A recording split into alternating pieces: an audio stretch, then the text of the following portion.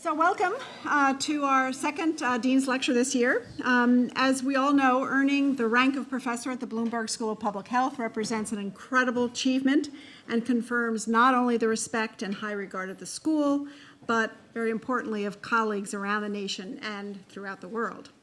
The Dean's Lecture series was designed to introduce to the community the work of newly appointed or promoted professors of the faculty by providing a forum to encourage and promote the interchange of interdepartmental awareness and collaboration.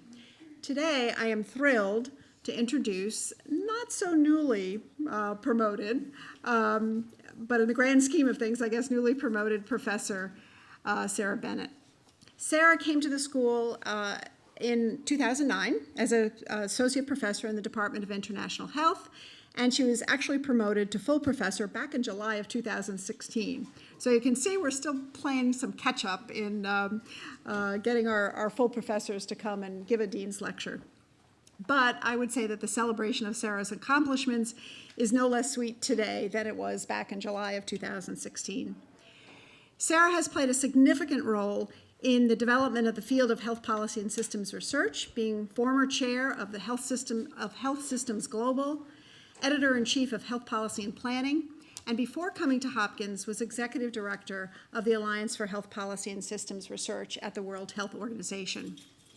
She is broadly interested in health systems in low and middle income countries, having studied issues in health financing, health markets, health worker motivation, and effects of development assistance on health systems. Her more focused interests are in capacity development, health systems governance, and the use of evidence in policy and decision-making. She has consulted on projects with the World Bank, the Department of International Development, USAID, UNICEF, and has served on numerous advisory panels, including the Primary Healthcare Initiative, Performance Initiative for the Bill and Melinda Gates Foundation, the WHO Advisory Committee on Health Research, and she also chaired the Wellcome Trust's African Institutions Initiative Advisory Committee for several years. Sara's current grant activities include Future Health Systems Consortium, through which she is working with diverse international teams to use research to support service delivery reforms and evaluation of PEPFAR, transition processes, and the identification of health systems research priorities linked to the Sustainable Development Goals. She has authored some 100 articles in peer-reviewed journals, has written or edited 3 books, and numerous practice-related monographs and reports. Her service to the school and to the department are exemplary. I am most grateful to Sara for leading the effort to redesign the school-wide DRPH program, which she now directs. She has strengthened and differentiated the program from its competitors to better meet the training needs of professionals in the field. The new DRPH shifted training to a fully part-time program with options for popular concentrations and a flagship series of case-based learning courses. It's a fantastic program, and we're just so proud that it was launched this year with our first cohort of DRPH students, and Sara has really led the way in developing that program. She also has developed a course in health policy analysis for low and middle income countries, the first course of its kind in international health, and this course has filled a very important training gap and is very popular. Sara is a terrific and much sought after advisor and teacher to many of our doctoral as well as our master's students. Sara received a Bachelor of Arts degree in Politics, Philosophy, and Economics from St. Anne's College, University of Oxford, a Master's of Philosophy and Economics with distinction from King's College, University of Cambridge, and a PhD in Economics with a focus on developmental economics from the London School of Economics and Political Science. Please join me in welcoming Professor Sara Bennett.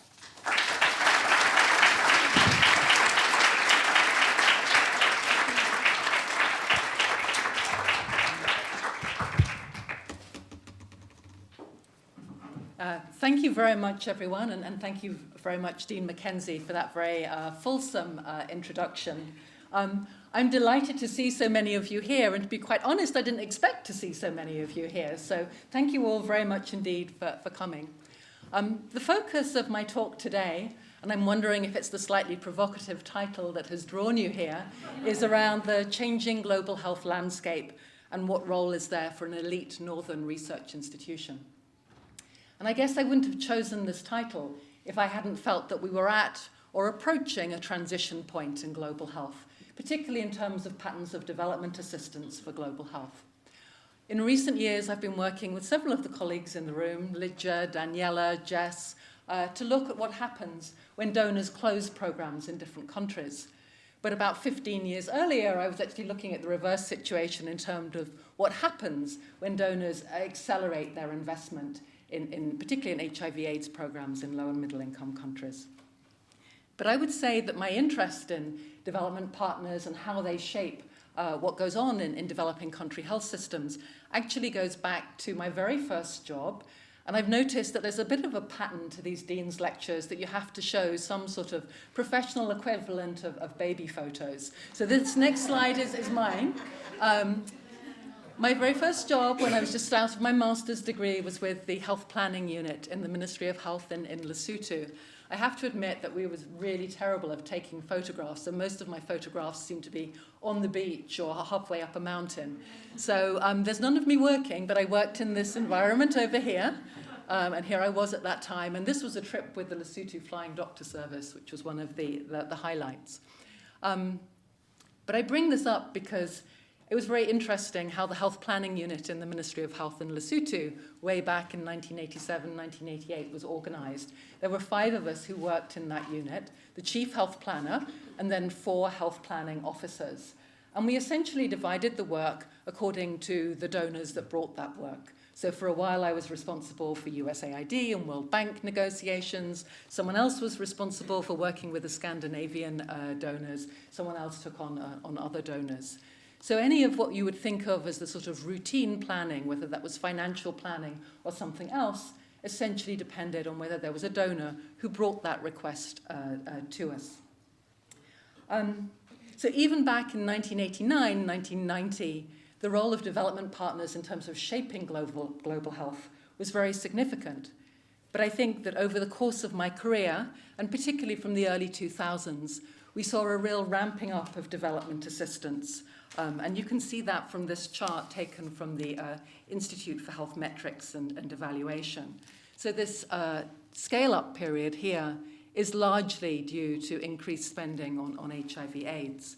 But I think since 2010, we've seen an overall flattening off of that growth in development assistance, and actually a slight decline in HIV/AIDS, and instead greater spending on maternal, neonatal, and child health services, and also on other, which I think is often linked to the refugee response.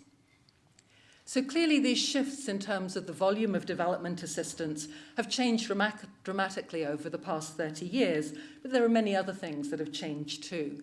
I think back in the late 1980s, we really didn't use the term global health at all. We talked much more about international health. And although historians argue whether globalization started in the 19th century or the 15th century, I don't think anyone would argue that the pace of globalization has changed dramatically during the past 30 years. So I really wanted to use this lecture as an opportunity to look back in order to look forward, and to think about how these recent trends that we're seeing in development assistance for health, but also in global health more broadly, are driving where we're going in the future.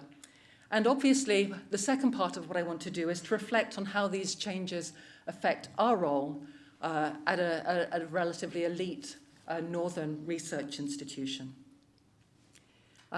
Whilst he was in office, Barack Obama said, "Foreign assistance is not an end in itself. The purpose of aid must be to create the conditions where it's no longer needed." I wouldn't argue that we've reached a position where foreign aid is no longer needed, but I do think that the environmental health, the environment for global health is really changing remarkably rapidly, and there are some tectonic shifts occurring which have quite fundamental implications for how we operate. So I'd like to talk about 3, what I think are sort of very strong trends in global health, and they're sort of shifting the direction that we're moving in. These 3 are really around economic development and inequality. Secondly, around trends in development assistance, as I've already alluded to. and thirdly, around higher education and global health. What I would like to do from that is then talk a little bit, as I've said already, about what this means for us.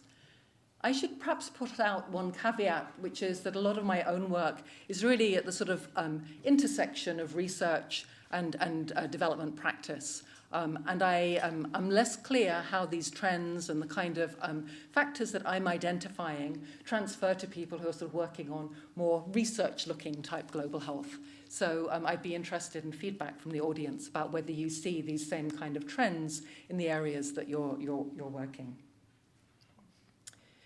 So the first of these three themes that I wanted to address around economic development and inequality. Over the past 30 years, we've seen very dramatic reductions in extreme poverty rates and the number of people living in extreme poverty in almost every region. This chart is taken from the World Bank, and as you can see, the percentage of people living in poverty has fallen quite dramatically between 1990 and 2013 in all of these regions. And it's only in the sub-Saharan African region where we actually see an increase in terms of the absolute numbers of people living in poverty. But I think it's very clear that this economic growth has not been evenly distributed. So I think many of you may be familiar with this chart from Branko Milanovic, which is often known as the elephant trunk chart for, I think, fairly obvious reasons. But the chart, I think, tells a really interesting story. If you start on the horizontal axis, this shows where people were in 1988 according to the distribution of global income. So the bottom, the lowest fifth percentile is on the far left of the chart, moving over to the top fifth percentile on the far right. And then we see on the vertical axis, to what extent they have benefited from global income growth, what real income growth have they experienced in this 20-year period. I think that there are a few takeaways from this chart. Firstly, on the far left, we see that the very poorest are locked out of growth. And so Paul Collier talks about the bottom billion, those people who have experienced virtually zero growth or sometimes negative growth over the past 20 or 30 years. And he explains that largely due to factors like conflict, natural resource curse, poor governance, and being in landlocked countries. So you may think about people living in, for example, Afghanistan, Chad, or Djibouti as people who've been, to some degree, locked out of growth over the far left. However, many of the countries that we saw as developing countries back in the late 1980s have experienced very rapid growth. And you can see this here in the central hump, the elephant's back, if you will. Rising incomes in emerging economies, notably in China, but also in other large economies such as Indonesia, Malaysia, places like that. And then I do think that this is relevant to the storyline here, where the line goes down and reflecting people who have actually experienced negative real growth in their income. This is largely seen as the decline of the developed world middle class.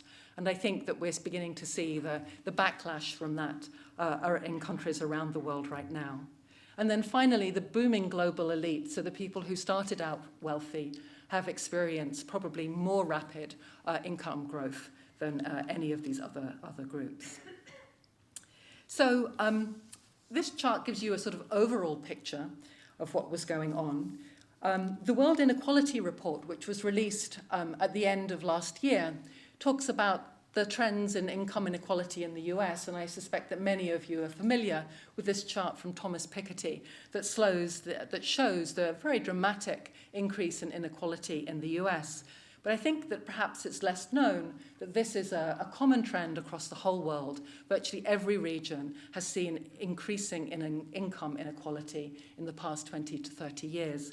And I've taken just one chart here, which is from very recent work by Chancel and Piketty in India that shows it's actually slightly different percentiles of the population, but it shows how the top 10 percentile in India by 2010 or 2012 received about 55% share of the nation's income, whereas we see that the middle 40% have had a declining share of the nation's income. So making a sort of slight segue, I was reading a paper recently by a former doctoral student here who I had worked with, Veena Sriram, and who'd been doing some really interesting work around how emergency medicine became a specialty in India. And as I was reading this draft manuscript that she was working on, I was really struck by this quotation from someone who was a medical college leader who said, you know, there was an international effect. If Singapore was having emergency medicine, then why not India too? And to me, this seemed like a very strange comparison. It was obviously coming from an educated person, but to sort of compare India, which is one of the most populous, if not the most populous country, with sort of average GNP per capita of about $1,700, with Singapore, which is the third wealthiest country and minuscule, seemed like such a strange comparison. And then I thought more about it. And I thought about, you know, some of the places that I've visited in India, and Gurgaon in particular, a sort of very affluent suburb of Delhi. And I think, you know, there is a Singapore version of India, and there's also another India, maybe the Indian version of India. So I'm making this point because I think that this income inequality that we see is really changing the sort of differences between how we think about rich and poor countries. In 1990, when I started out, it was common practice to talk about the developing world and the developed world, or to think about poor and rich countries. And I think increasingly these binary divisions are no longer the right way of thinking about the world about us. We have immensely rich countries with significant numbers of very poor people in them, and we have very poor countries with significant numbers of very rich people within them.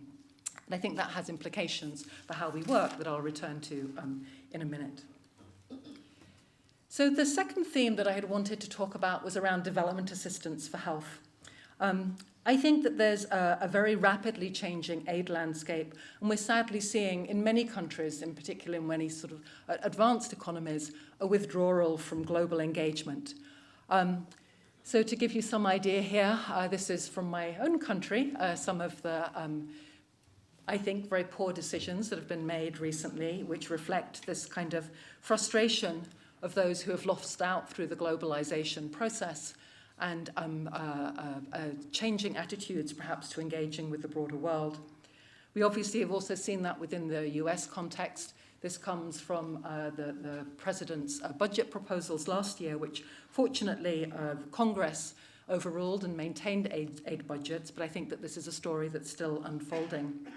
And I think it's really quite difficult to envisage how the consensus that has emerged over the past 20 years around the level of development assistance for health is going to be maintained in countries when we see these great inequities. And we also see in our cities, you know, signs of substantial wealth from people who reside in India or Nigeria or other countries. And that's also leading to a growing narrative, I think, against aid. I don't know how many of you have been following the Oxfam scandal in the UK, but here is our former Minister of International Development suggesting that child sex abuse is rife in the aid sector. And I think this whole debate about the role of aid has become hugely politicized. On the other side of this, I've shown you the sort of perspective from some high-income countries, particularly ones I'm familiar with. On the other side of this, there are some middle-income countries which are sort of pushing back against aid. So this is Pranab Mukherjee, a former Indian finance minister, who said, "We do not require the aid, it's a peanut in our total development exercises." He was referring to British aid to India, which, as you can imagine, led to some fairly ribald responses in the right-wing press in the UK. So this is the Daily Telegraph, a conservative newspaper, saying, you know, Pranab Mukherjee and other Indian ministers tried to terminate Britain's aid to their booming country last year, but relented after the British begged them to keep taking the money. So, besides the fact that I think donor development assistance has become very politicized, I also think that there are strong rationales for thinking about donor transitions, as donors sort of think about how best they can channel their external funds and technical know-how to those the poorest countries with the most constrained technical and managerial capacity. And as I've already indicated, I think that there are many middle-income countries that are increasingly able, both technically and financially, to be able to take over programs that were formerly funded by development partners. And finally, there's also evidence to suggest, and I think fairly solid evidence, that countries that do take over the technical and managerial financial responsibility for their health programs are better able to sustain them and run them efficiently in the long run. So I think it's these more sort of technocratic arguments that are leading to shifts in some of the global health initiatives, such as the Global Fund to fight AIDS, TB, and malaria, and also Gavi. But we're also seeing some very politicized agendas around development assistance and the reduction of development assistance. So, given these tensions that are going on around development assistance, what might be the future here? And I'm going to talk about three things. Firstly, the securitization of aid. Secondly, aid to promote trade. Thirdly, diversification of funding sources. And under that, I want to include both new bilateral donors and also sort of private sector sponsorship. So in terms of the securitization of aid, this is obviously George Bush and making the links between poverty and the attack upon terror. And I think that we see this, we recognize that we're living in an increasingly unstable world with sudden and unpredictable threats, whether they come from ISIS, from Zika, from Ebola. And these are largely due to globalization, which I talked about earlier. You know, the fact that ideas and microbes and viruses are traveling the world so much faster than they used to do. So despite the sort of recent proposed CDC cuts to the Global Health Security Initiative, my hunch is that high-income countries are going to continue to feel that it's necessary for them to invest in the kind of programs overseas that will protect their own citizens, and whether that means support to countries that are hosting refugees overseas, or whether that means support to developing outbreak capacity in low and middle-income countries. The second trend, which I think we're already seeing, is around using aid budgets more to promote countries' own interests in trade. And we've seen a few countries, Canada, Iceland, Australia, move to put their development assistance bureaus or offices into the ministries of foreign affairs, trade, and development. And as the Global Development blog here suggests, there were concerns that this would really have negative effects upon how those development assistance budgets got spent. Even in countries which have avoided this merger between trade interests and development assistance, we're seeing sort of emerging new practices in how they deliver their aid. So, for example, the UK's Newton Fund, which is a fund for sort of science research, which is not flowing through DFID, the UK Department for International Development, but flowing instead through other branches of government. And also, I think, is unusual in terms of using UK aid money to leverage investments by countries by governments in low and middle income countries. One of the other phenomenon that I think we're seeing is around donor diversification. So there's obviously a set of development partners who are traditional and who we're very familiar with, whether they're USAID or DFID. But I think there are a number of new development partners or donors. India, China, Brazil all have development programs now. But China is perhaps the most extreme example here. This map shows China's investment in what's known as the Belt and Road Initiative. China's seeking through this Belt and Road Initiative to to strengthen infrastructure and increase aid ties, increase trade ties, not aid ties, across about 65 different countries. And you can see that these countries include both high-income countries, middle-income countries within the region, and low-income countries. It's a little bit unclear quite how much is being spent on this initiative, but estimates suggest that it'll be $4 to $8 trillion US over the period. And by some accounts, Chinese investment in these kind of projects has already outstripped US development spending by some way. As I said already, I think the development model here is really very different to the way that we're used to thinking of development assistance. It emphasizes, I've already said, infrastructure and trade, but it also is very much around partnership. It's not around donations or giving, and frequently the Chinese are looking for partners to co-support their projects. And while health may not be the main focus here, the Beijing communique on health that's connected to the Belt and Road project does talk about the health commitments that the Chinese government will make as part of this. And they emphasize, firstly, addressing infectious disease, such as Ebola, SARS, and Zika, and that is framed as a way of protecting trade. But it also talks about maternal and child health services, investing in community health workers, and also traditional medicine. So I think China is unique in terms of its global ambitions around health and development assistance. But I think that there's perhaps a broader trend where middle-income countries which are graduating from aid programs are beginning to think about how do we source our technical assistance, and should we be using our own dollars to draw upon technical advice from overseas. So the final sort of trend that I see around development assistance is around private sector aid and corporate social responsibility. And one of the wonderful things about working here at the school is that there are so many students with amazing ideas. So Hayley Droppett was an MPH student a few years ago, and she came to me and she said, I'm really interested in what big multinational firms are doing in terms of corporate social responsibility and global health. And so for her capstone project, she led this small piece of research, and we looked at 6 different multinational pharmaceutical companies to try and understand how they were spending their corporate social responsibility funds overseas. And there were some things that came out of that which were quite predictable. So all 6 of the companies that we looked at were doing differential pharmaceutical pricing to facilitate access to pharmaceuticals in low and middle income countries. But I think more surprising was the fact that 5 out of the pharma companies that we looked at were engaged in mHealth projects overseas. Another 5 were engaged in joint projects with local private healthcare providers. And also another 5 were involved in training for health workers in low and middle income countries. This was a sort of very exploratory study, and we didn't get into really understanding, well, what are they actually doing? What's the sustainability of these projects? What are their motivations? What does this do to develop markets for these pharmaceutical companies in the longer to medium term? But I think that those are the sort of questions that we should be beginning to ask.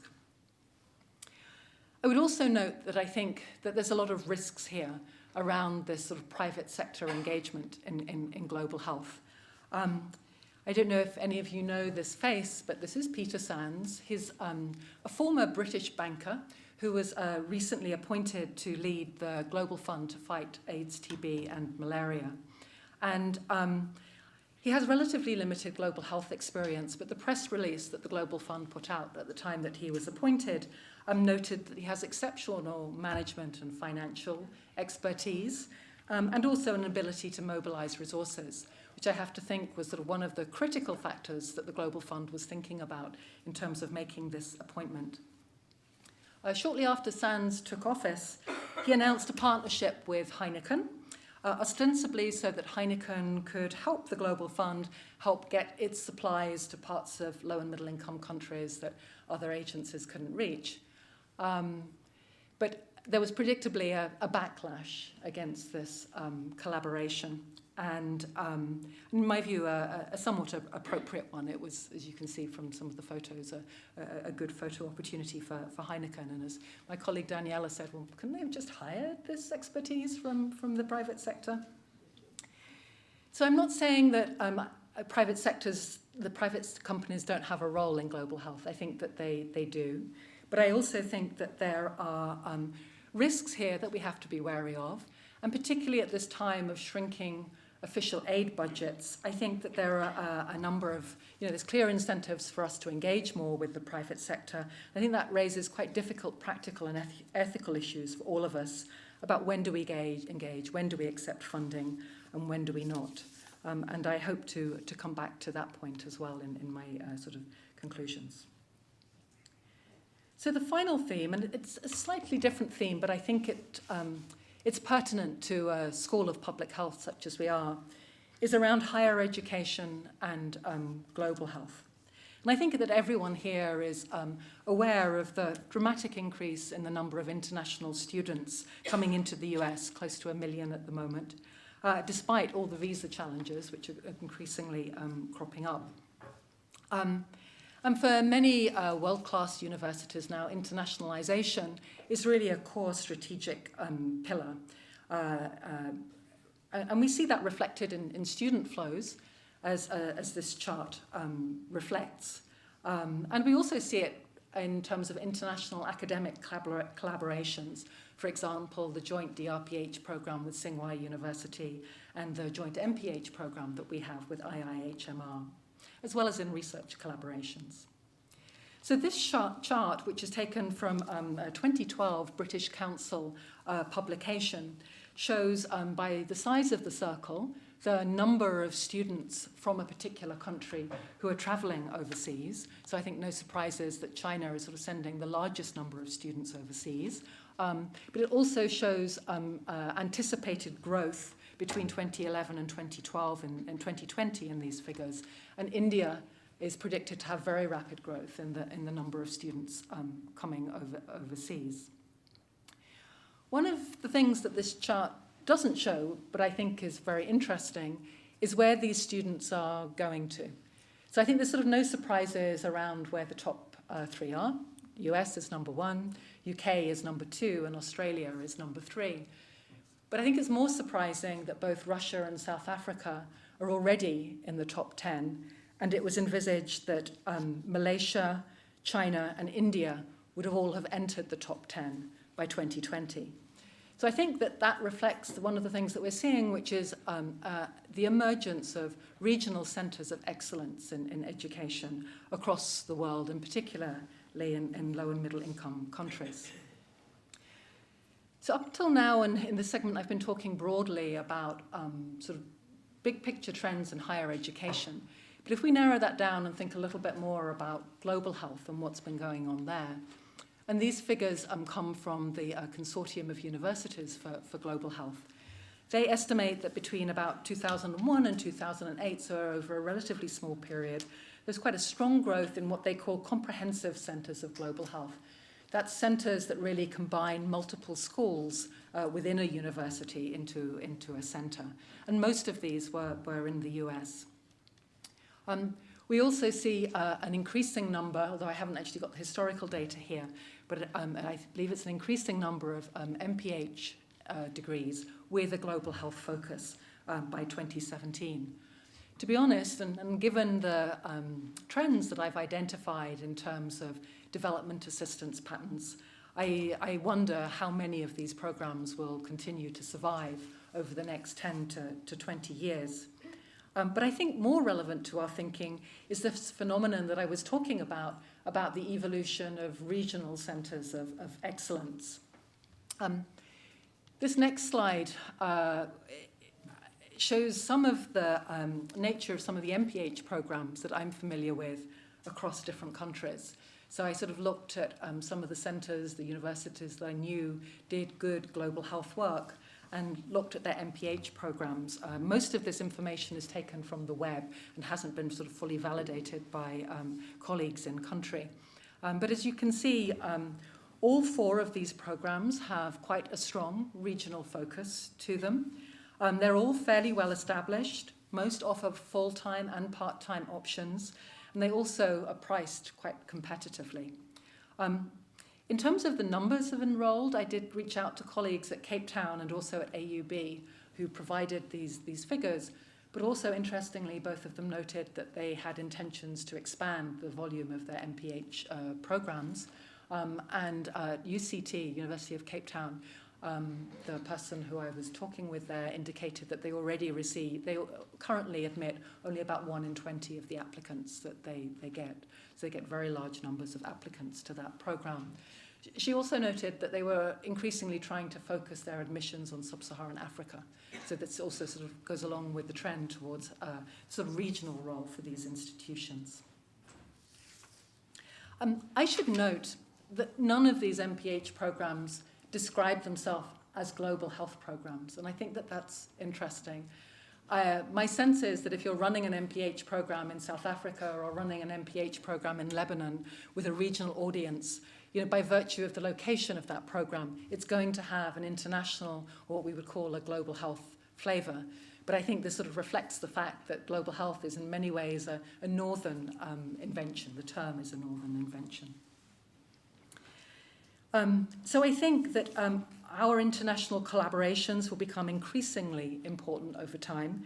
They may enable us to better compete for probably dwindling research and aid funding, but they probably also position us better to be able to deliver on our educational mandates as we move forward. So this really is a sort of segue into my final few slides where I wanted to talk a little bit about the implications of these trends that I've been describing for northern research institutions such as our own. So I've tried to group my thoughts across three main topics. One is about responding to complexity, the second about developing our strategic partnerships, and thirdly, adapting our academic strategies.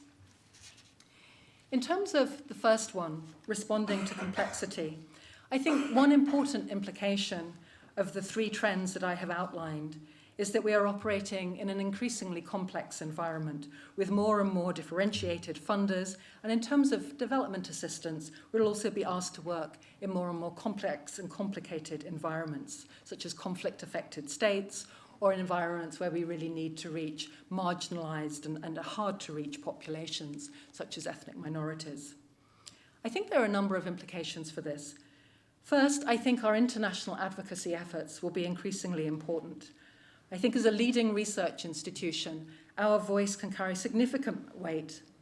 My impression is that on domestic issues, and in part because of the Bloomberg American Health Initiative, I think that we're increasingly finding a collective voice as a school. Internationally, I think there are some remarkable advocates at the School for International Health, some of whom are sitting in the audience at the moment. I won't point you all out, but you're here. But I guess I'm less convinced that we have found a collective voice to speak about our role and the issues that we want to draw attention to internationally. As aid decline and donors withdraw, I think that there will be an increasing need for strong external voices to protect health and human rights in poorer countries, and I would hope that we can play a role in that regard. A second aspect of complexity concerns these new funding sources and how to navigate them, and I've already talked a little bit about that. I think there are both real opportunities to have impact and also real risks to our reputation from engaging with some of these non-traditional and private sector funders. We need to carefully navigate these. How do we know when to engage and when to turn work down? Further, I think that the field of global health as a whole is struggling with some of these issues, and I think that there's space for us, and particularly for our ethicists, to contribute to some of these debates. Finally, on this point, many of the countries where we work have both first world and third world characteristics. And to be responsive to those kind of contexts, I think that we need to develop new internal collaborations that span departments within the school.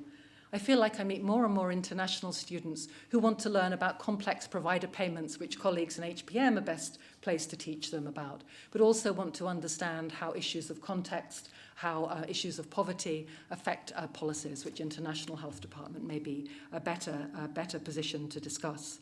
So I think that we need to think about how we can collaborate internally to better serve some of these needs. My second theme is around developing strategic partnerships and ties. I've tried to argue that as patterns of development funding shift, our partnerships with low and middle income country institutions will be critical to our ability to secure research funding, to conduct high quality research, to shape policy debates, as well as to deliver on our educational mandate. I think that our school has really strong collaborations around individual research teams and projects, but I suspect that we could be more strategic in our partnerships. How many of our international partners find us absolutely critical to their operations, and if forced to choose, would elect to work with us over other partners who they may work with? I think that's something that we could perhaps explore and investigate. As regional centres of excellence in public health emerge, it's likely that local research funding and some of those sort of matched donor funds that I was talking about, like the Newton Fund, will flow more and more to partners in low and middle income countries, and those strong centres of excellence in the regions will also become magnets for capable students. If we want to continue to carry influence and conduct research in those regions, I think we need to think about strengthening and formalizing our ties so that we can provide sort of formal partnerships as a basis for research, practice and teaching. I would also suggest that as more resources are controlled in the South, we need new strategies to maintain and enhance our relationships with the people who control those, namely policymakers in low and middle income countries. I think there's all sorts of exciting things that we could do to enrich and further develop our collaborations with policymakers from low and middle income countries, whether that's through residences here in Baltimore or sort of more targeted technical assistance work or technical advisory, policy advisory work in different countries. My third and final theme is around adapting our academic strategies. I think that we should probably anticipate that an increasing share of international master's level education takes place in the student's region of origin.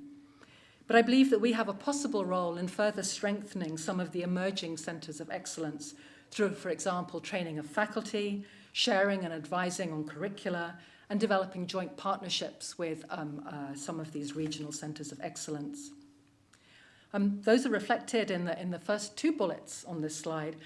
But I also wanted to return to one of the findings in this sort of fairly newly released World Report on Inequality, which suggested, and I was really struck by this, that one of the primary drivers of increasing inequality across the globe is unequal access to education. And I know that this is something that we as a school are already struggling to address or addressing and thinking very actively about. But I think that it's absolutely critical, both for our domestic and international students, that we can find ways to ensure that we have a truly diverse student body, not just in terms of ethnicity and nationality, but also in terms of their socioeconomic origins. So I'm wrapping up. I suspect that none of the themes that I've identified for you today are things that you haven't thought about in some shape or form previously. And to be honest, I think that much of my thinking on these issues has been very much informed by people in the room, and it's through exchange and dialogue with all of you, as well as colleagues overseas, that some of my thinking in this space has emerged. I hope that this presentation has at least synthesized ideas that you've had sort of perhaps circling around in your head before, and I hope that by bringing it all together, maybe it'll provide a prompt for action in the future. But before I finish, I wanted to acknowledge those people who have informed my thinking on this topic, but not just on this topic and on other topics as well. Firstly, I've really been privileged and extraordinarily lucky to benefit from a range of mentors throughout my career, both academic and non-academic mentors, and as you can see from this slide, a bunch of female mentors as well, which has been wonderful. But I've also hugely benefited from colleagues here within the School of Public Health. I can't fit all of the people onto one slide, so please take this as the tip of the iceberg, the representation of the much broader group of people to whom I owe real thanks. So many colleagues within the school. And last but not least, I also wanted to acknowledge many of the students that I have worked with here. As I mentioned when I was talking about Hayley Droppert's work earlier, I think the students at the school bring such amazing ideas, such energy and such motivation that it's a real pleasure working with you and learning from you. So thank you all very much indeed.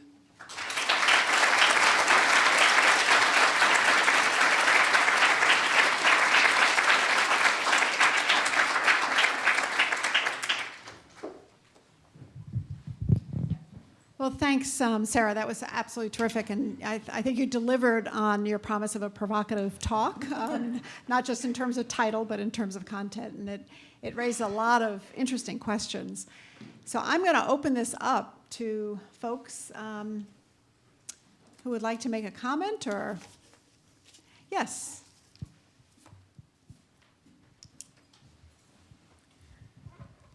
Thanks, Sarah, for an excellent talk. I wanted you to reflect a bit more on, I think, a trend that fits in with the, your description about trends in higher learning. Where do you see access to information, access to the internet, open learning, like the ones we have here at Hopkins, the massive online course? Where do you see this trend fitting into these ideas that you've put forth today? Because in Nigeria, where I come from, and I've seen that there is more and more people have access to courses that they would otherwise not be able to afford. And universities here in the North are actually providing those opportunities. Recently, University of Washington, D.C., for $20, you can get a full course with certificate on management. So where do you think this access to information fits into these trends, and what is the implication for elite schools like this and what they've traditionally offered to many people in the developing countries? Thank you. Thank you. I don't know if there are other people who want to raise questions rather than me having a back and forth. I'm happy to take several at a time if that would. But if there's not, I'm happy to answer Chizoba. Oh, yeah.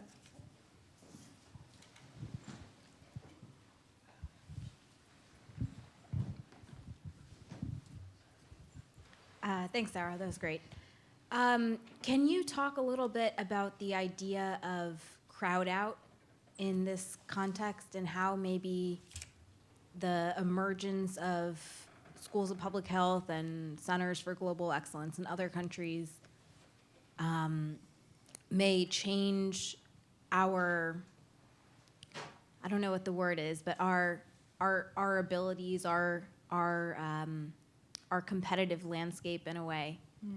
And if maybe schools and individuals who learn public health techniques in other countries may be able to do things even better than us because they know the context. And as you said in your title, we are an elite northern institution so far away from any of these places that we do research in. Thank you.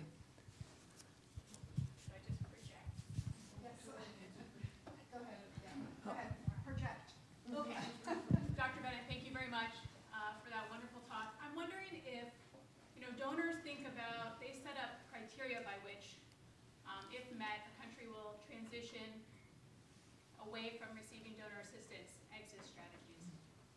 I'm wondering in this context, similarly, Hopkins doesn't really focus on getting research grants to do research in Australia or Germany. Should the institution also be thinking about similar types of criteria where, we're focused on building the capacity of in-country collaborators and research institutions, and when certain criteria are met, we look to exit? Great question. So just one more. Thanks for a great talk. I'm curious about how these trends might lead toward having our colleagues from other parts of the world help us in the United States with some of our problems of poverty and inequality. There's another back here from Mark. Great. Hey, thanks, Sarah. Great talk. Just to, I love the slide you showed from Piketty and also the work he did recently in India. So his analysis actually focused a lot on the problem of capital, the relationship between capital and income. And so how could we make optimal use as a global community as well as the school of that capital component? Because it's, he analyzed and said this is the, you need a much better ratio between capital and income. But the people who have all this capital are also potential resources for the work we're doing.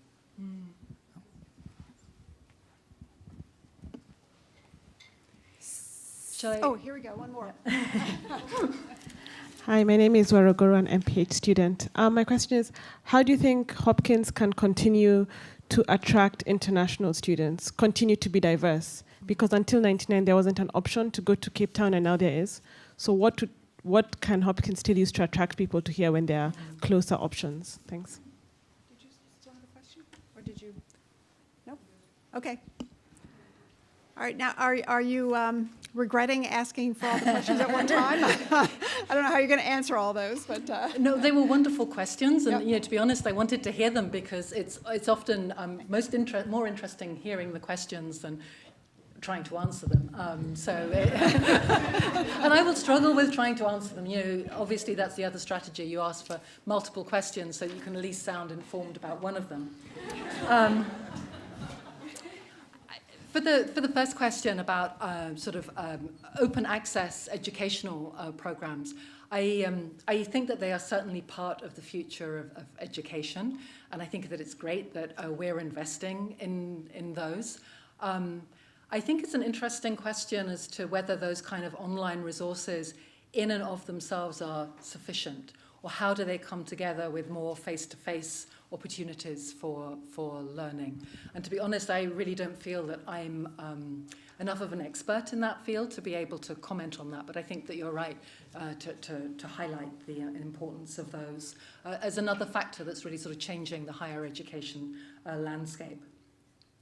In terms of crowding out, so I'm a strong believer that research is often of a higher quality if it is done by people who know the context well, and certainly in terms of being able to affect change within a particular country. So as I said, the kind of work that I do is typically very policy and programmatically oriented. So I think that often it's difficult for outside researchers to be able to package evidence or to have the kind of communications with local decision makers that in-country researchers can have. And those in-country researchers have often got, very long periods of collaborating with government and know the government context well.